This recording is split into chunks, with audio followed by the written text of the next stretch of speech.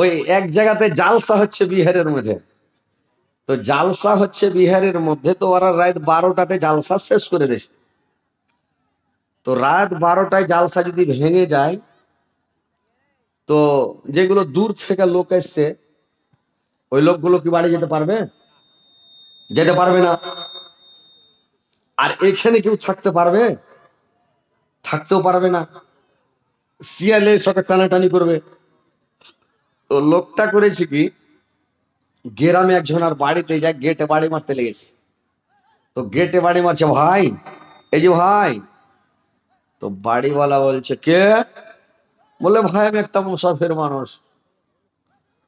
বলে কি খবর যে ভাই? বললে ভাই জালসা শুনতেছিলাম, তো রাত 12টাতে জালসা ভেঙে আলো, তো কোথায় যাব, জায়গা পাই না, আর কোথায় থাকবো জায়গা পাই না। তো তোমার বাড়িতে কি সুদবের জায়গা হইবে? তো বাড়িওয়ালা বলছে ভাই আমাদের বাড়িতে সুদবের জায়গা হবে না, মানে মেয়ে ছেলে কুটুম অনেক এসছে, বুঝতে পারছেন তো? মেয়ে ছেলে কুটুম বাড়িতে এসছে, সব বাড়ি ভর্তি হয়ে আছে মেয়ে ছেলে। তো তুমি এই বাড়িতে আসছে না, হয় অন্য বাড়ি চলে যাও। এই লোকটা সিধা লোক, খ্যাপা মানুষ, আগা যুগের লোক, অত ফের পোঁজ বুঝে না, কথার ক্যাপাসিটি ফের পোঁজ বুঝে না, অতটা সিধা মানুষ। এখনকার লোক হলে বুঝতে পারতো, কিন্তু আগলে যুগের লোক তো বুড়া মানুষ, ও বুঝে না। অন্যটা বাড়িতে যা গেটে ফের বাড়ি মারছে, এই যে ভাই, ভাইজি। তো বাড়িওয়ালা বলছে কে? বলে ভাই আমি একটা মুসাফির মানুষ, কালিয়াগঞ্জের দিক থেকে জালসা শুনতে এসেছি। আপনার গ্রামের নাম কি? বিশাদ? বিশার? বিশাহার? বাপরে, রায়গঞ্জ বিশাহার। তো বলে কালিয়াগঞ্জের দিক থেকে এসেছি ভাই জালসা শুনতে। ও তো কি খবর জি ভাই? তো কইছে তোমার বাড়িতে কি বেটি ছেলে আছে? তো কইছে কেনে? কইছে সুত্তুম। লোকটা কইছে এখানে পেন্টিলা দুপুরে ইয়ার পিছু ভিতরে গরমাই দেওয়া হবে খানি। এখন পেন্টিলে অসে ভাগ দিয়ে 2-4 বাড়ি সাটা সাট বুড়াটা। হ্যাঁ, তো বুড়াটা আও করবা ধরিয়া।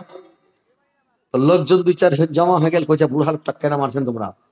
হয়তো বুড়া লোক জালসা শুনবা ওসেন। তো কইছে তোমাকে মারছে কেন? কইছে দেখো, মানে আমারও দোষ নাই আর ওরও দোষ নাই। বলে কেন? তো ওই লোকটাকে জিজ্ঞাসা করছে, হাজি ভাই তুমি কেন মারছো? বলছে ওই লোকটা আমাকে এরকম বলছে যে তোমার বাড়িতে কি বেটি ছেলে আছে? তো কেনে? কইছে সত্যম। ওই লেগে ওকে মেরেছি, বেটি ছেলের কাছে শুধবে। তো ওই সিধা বুড়া লোকটা বলছে যে ভাই শোনেন, ওইটা কথা নয়, মানে আমি এর পাশের বাড়িতে অন্য একটা বাড়িতে গেলাম, তো বলছে ভাই মেয়ে ছেলে কুটুম এসে বাড়ি ভর্তি হয়ে গেছে। তো ওই জন্য মানে ওকে বলতে হতো ভাই ওই বাড়ির মতন কি তোমার বাড়িতে মেয়ে ছেলে অনেক আছে নাকি, যদি ভর্তি হয়ে থাকে তাহলে তো জায়গা হবে না। তো এই কথাটা ভেঙ্গে না বলে কইছে ওই মানে তোমার বাড়িতে কি বেটি ছেলে আছে? সিধা লোক, তোমার বাড়িতে কি বেটি ছেলে আছে? তো ইও বেচারি বুঝতে পারেনি। ই বলছে কেনে? না তো সুত্তুম। তার মানে তোমার বাড়িতে যদি ওর মতন বেটি ছেলে না থাকে, ঘর দুয়ার ফাঁকা থাকে, বিছানা ফাঁকা থাকে, তাইলে শুধবো বা থাকবো, রাত্রে কাটিয়ে ভরে চলে যাবো। তো খ্যাপা মানুষ বুঝতে না পেরে কইছে যে সত্যম। অযথা 2-4 বাড়ি খেয়ে নিলে। তো এরকম ভাষাটা ভাই বুঝতে হবে, বুঝতে পারলেন? ওই মানুষ একটা কথা বলে, বুঝনে কা ফের 3 পাশারি বেলে 15 সের, নাকি? আর যাকে বলে চাউল ভাজা ওকেই বলে মুড়ি, আর যার মাথাতে পাক্কা চুল ওকেই বলে বুড়ি, নাকি? তো এরকম একটা কথার ফের আছে, তো এগুলো বুঝতে হবে ভাই। তো আপনারা সব ডিজিটাল ইন্ডিয়ার লোক, সবাই ভালো, চতুর চালাক, সবাই কথাগুলো ভালো করে বুঝবেন, শুনবেন, তাহলে ইনশাল্লাহ বুঝতে পারবেন। দয়ার সাগর না পেজে কার কাফার রচল না, বিনা দোষ নিষ্ঠুর দিল কত যন্ত্রণা, বিনা দোষ নিষ্ঠুর দিল কত যন্ত্রণা, শত শত কাফের ছিল নবী ছিলেন একজন, সবাই বলে আমার পাথর, কেউ তো নিষেধ করলো না। সবাই বলে আমার পাথর, কেউ তো নিষেধ করলো না। গায়ে যত কাপড় ছিল রঙের হাল রাখতে, কত রক্ত জমেছিল নবীজির জুতাতে, কত রক্ত জমেছিল নবীজির জুতাতে। রক্ত মাখা নবী আমার খাব খেয়ালি করলেন না, দুঃখে দুঃখে দিন কাটালেন, সুখের চিন্তা করলেন না। দুঃখে দুঃখে দিন কাটালেন, সুখের চিন্তা করলেন না। ভাইরে আমার, আল্লাহর নবী বললেন আমি বিশ্ব এতিম। আল্লাহর নবী কেমন করে এতিম হলেন রে ভাই? আল্লাহর নবীর বাবা আব্দুল্লাহ কিভাবে মারা গেল শুনালেন। যদি 5 রাত 7 রাত 4-5 রাত জীবনী হয়, তাহলে ওর বংশের পরিচয় দিয়ে জীবনী করা যায়, তাহলে বুঝতে পারবেন। যেমন আল্লাহর নবী বাবার নাম হচ্ছে আব্দুল্লাহ, আব্দুল্লাহর বাবার নাম হচ্ছে আব্দুল মুত্তাল্লিব, আব্দুল মুত্তাল্লিবের বাবার নাম হচ্ছে হাসেম, হাসেমের বাবার নাম হচ্ছে আব্দে মানাফ, আব্দে মানাফের বাবার নাম হচ্ছে কোসাই, কোসাইয়ের বাবার নাম হচ্ছে গলিব, গলিবের বাবার নাম হচ্ছে লুয়াই, লুয়াইয়ের বাবার নাম হচ্ছে ফিহার। এইভাবে বলতে বলতে ইব্রাহিম নূহ করতে করতে একবার আদম পর্যন্ত চলে যাবে। বুঝতে পারছেন? এত নাম পিড়ি পিড়ি, ওর বাবু ওর বাবা ওর বাবু। তাহলে ওই দিক থেকে শুনে আসবে, ওর ভূমিষ্ঠ হওয়ার আগেই এক রাত শুনতে হবে 3 ঘন্টা, তারপরে বংশের পরিচয় পাবেন, কোন বংশে জন্ম নিল, কিভাবে জন্ম নিল, কিভাবে কি হলো। কিন্তু এটা হচ্ছে দুরাত্রির জীবনী। ওই জন্য কিভাবে এতিম হলেন, কিভাবে ভূমিষ্ঠ হলেন, এখান থেকে আপনারা আমি শোনাচ্ছি ভাই, বুঝতে পারলেন? কিন্তু আমি 5 রাত 7 রাত 10 রাত পর্যন্ত 20 রাত পর্যন্ত জীবনী করি, একই ফিল্ডে পড়ে যায় একদম, একটানা জীবনী চলে।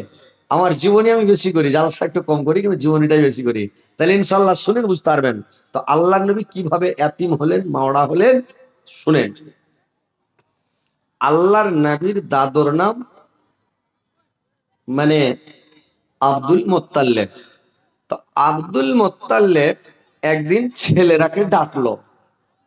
আব্দুল মুত্তাল্লিবের বেটা হলো 13টা, আব্দুল মুত্তাল্লিবের বেটা হলো 13টা। আল্লাহর নবীর চাচারা, ওরা হলো আব্দুল্লাহরা হলো 13 ভাই।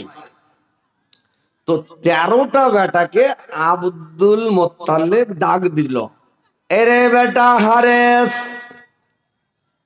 কোথায় আছো রে বাবা? তোমরা তাড়াতাড়ি আমার কাছে চলে এসো রে ধন। আরে বেটা আবু তালেব, আরে বেটা আবু লাহাব, আরে বেটা আমির হামজা, আরে বেটা আব্বাস, আরে বেটা জুবাইর, আরে বেটা কাসাম, আরে বেটা কাবাব, আরে বেটা আব্দুল্লাহ, তোমরা কোথায় আছো বাবা? সবাই আমার কাছে চলে এসো রে ধন। এবার সবটি ছেলে যখন তার বাবার কাছে চলে আসলো, ছেলেরা এসে জিজ্ঞাসা করলো, আব্বা কেন আমাদেরকে ডাকলেন? যে আব্বা বলেন, আব্বা কি ব্যাপার, কেন ডাকলেন? আব্দুল মুত্তালিব বললে, রে বেটা আমি তোমাদেরকে জন্য ডাকলাম রে ধন। সৌদি আরবের মাটিতে বসে খেতে পাওয়া যাবে না, ব্যবসা করতে হবে, বিজনেস করতে হবে, শাম সিরিয়া যেতে হবে, আমান বাসরা যেতে হবে। সৌদি আর মাটিতে বসে খেতে পাওয়া যাবে না বাবা। তো তোমরা এক কাজ করো, তোমরা সাম সিরিয়ার দিকে রওনা হও, অনেকদিন থেকে বিজনেস করতে যাও নে, তো যাও বাবা বিজনেস করতে তোমরা চলে যাও। একটা ছেলে বলছে, আব্বা গেলে আমরা 13 ভাই যাব। কোন কিতাবে পাওয়া যায় 11টা বেটা, কোনটাতে পাওয়া যায় 13টা বেটা, তো কেউ বলেছে 11টা বেটা। তো এরা বলছে, আব্বা গেলে আমরা 11 ভাই যাব। তো আব্দুল মোত্তালেব রেগে গেলেন, কি বললি, 11 ভাই যাবি? যেতে হবে না, ছাড়, তোরাকে কাউকে যেতে হবে না ব্যবসা করতে, বসে থাক, সবাই বসে বসে খা। আর এক ছেলে বলছে, আব্বা আপনি মাথা কেন গরম করছেন আব্বা, আপনি কেন রেগে যাচ্ছেন আব্বা বলেন তো। আব্দুল মোত্তালেব বলল, রে বেটা আমার আব্দুল্লাহ, আল্লাহর নবীর বাবা যেটা, ওর নাম আব্দুল্লাহ। আব্দুল্লাহ বলছে, রে মানে এরে বেটা আমার আব্দুল্লাহ আমার ছোট ছেলে, আমার কোলের ছেলে, ছোট ছেলের উপরে সবারই ময়া বেশি রে ভাই, ময়া বেশি হয় না? ছোট বেটার উপরে সবারই ময়া বেশি, মমতাটা একটু বেশি হয় সবারই। তো এইবার বলছে আব্দুল মোত্তালেব, আল্লাহর নবীর দাদু, এরে বেটা আমার আব্দুল্লাহ জীবনে কোনোদিন বাইরে যায়নি, পরদেশ যায়নি, কোন জায়গা যায়নি, একটা রাত কাটায়নি রে বেটা। আর আমার আব্দুল্লাহকে তোমরা নিয়ে যাবে, আমার কলজার টুকরা, আমার নয়নের পুতল, আমার আব্দুল্লাহকে আমি কোথাও যেতে দেব না রে বাবা।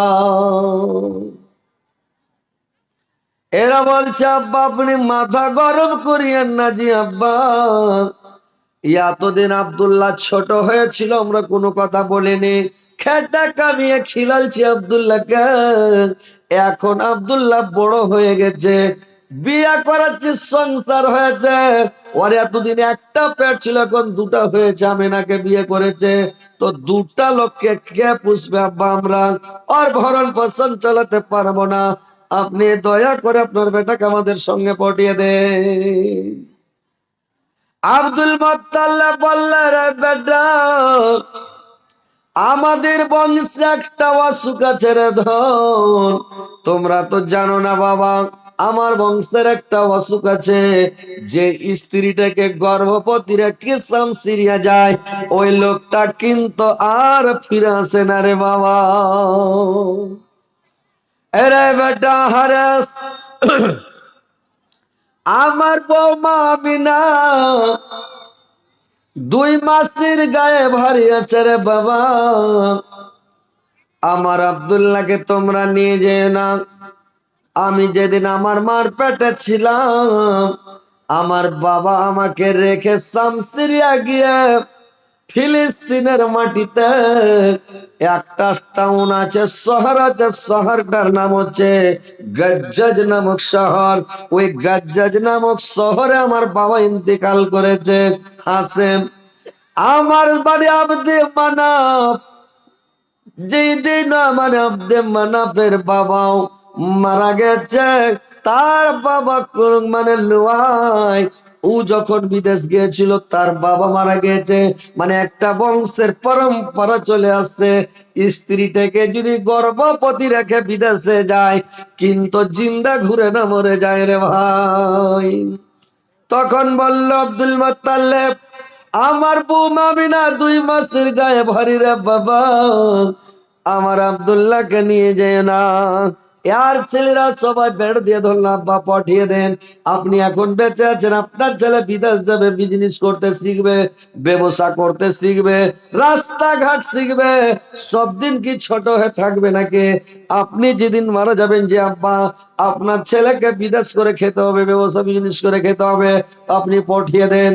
এইবার আব্দুল মোত্তালেব বলল, ঠিক আছে রে বেটা, যখন তোমরা নিয়ে যাবে তো নিয়ে যাও, বেশ ভালো কথা, কিন্তু একটা কথা শুনে রাখো হারেস, মানে আব্দুল মোত্তালেবের বড় বেটার নাম হলো হারেস। হারেসকে ডেকে বললাম, আরে বেটা হারেস, আমার যখন কলেজার টুকরাকে আমার নয়নের পতল, আমার ছোট বেটাকে তোমরা বিজনেস করতে নিয়ে যাবে, বাবা নিয়ে যাও। আমি খুশি মনে বিদায় দিয়ে দিচ্ছি বেটা, কিন্তু একটা কথা শুনে রাখো, আরে